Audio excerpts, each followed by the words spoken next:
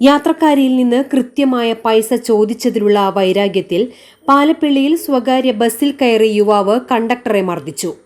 തൃശൂർ പാലപ്പിള്ളി റൂട്ടിൽ സർവീസ് നടത്തുന്ന സുമംഗലി ബസ്സിലെ കണ്ടക്ടറായ വരന്തരപ്പിള്ളി നൂറുകുളം സ്വദേശി കോപ്പാടൻ വീട്ടിൽ ബിബിനാണ് മർദ്ദനമേറ്റത്.